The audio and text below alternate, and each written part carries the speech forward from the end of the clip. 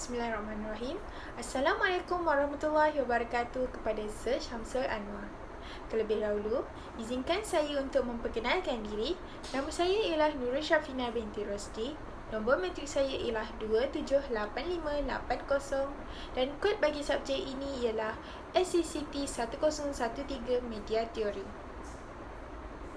Tajuk yang saya perolehi dalam tugasan ini ialah Teori Pencerobohan Media. Terdapat 4 isi kandungan. Yang pertama ialah pengasas dan kisah di sebalik penceritaan teori.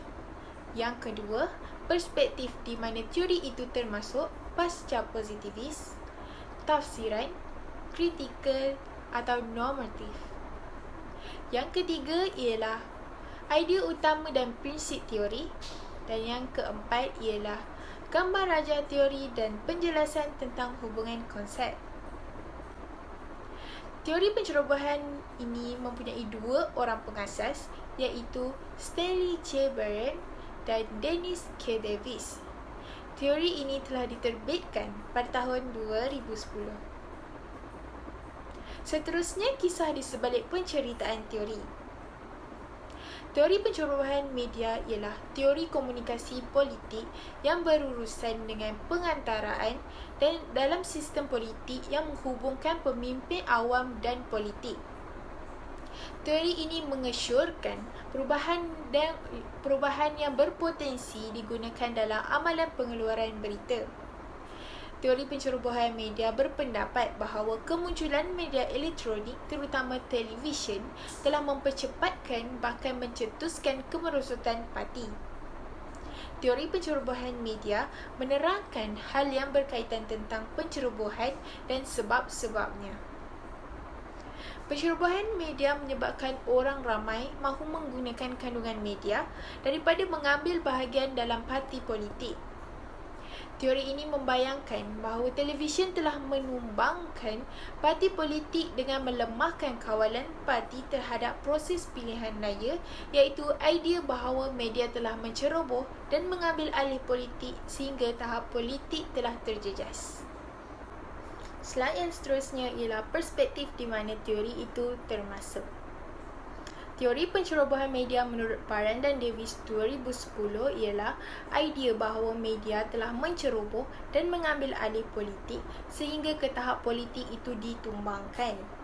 Seterusnya, Barron dan Davis 2010 mengatakan bahawa pengaruh perunding politik telah berkembang.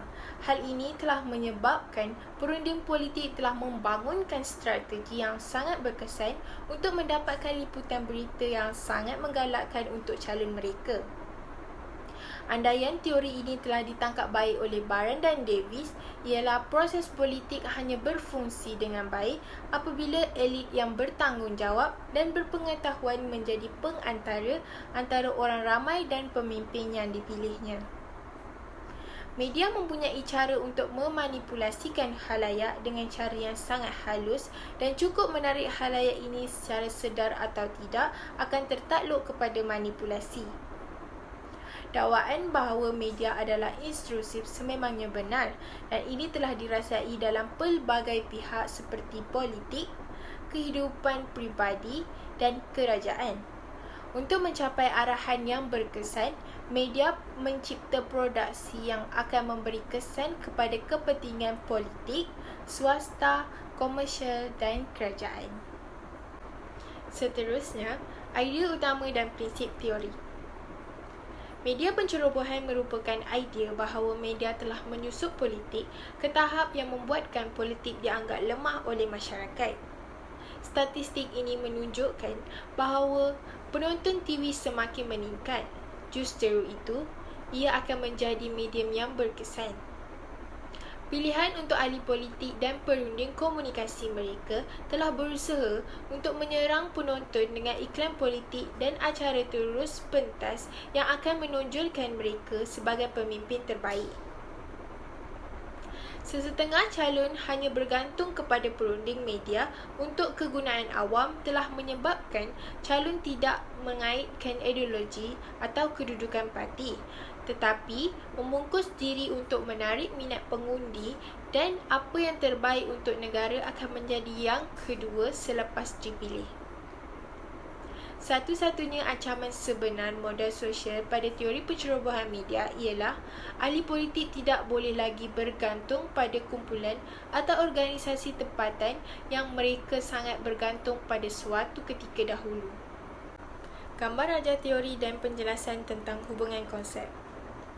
Ini merupakan gambar rajah yang berkaitan dengan teori pencerobohan media. Penjelasan tentang hubungan konsep yang pertama ialah media telah menceroboh dan mengambil alih politik.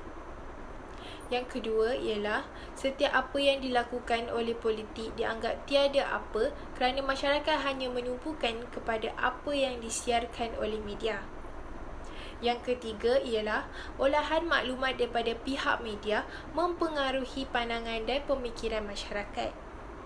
Dan yang terakhir ialah masyarakat hanya mempercayai dan lebih mengambil tahu hal semasa daripada media berbanding politik. Oleh itu, sekian saja tajuk pembincangan tentang teori pencerobohan media. Sekian, terima kasih.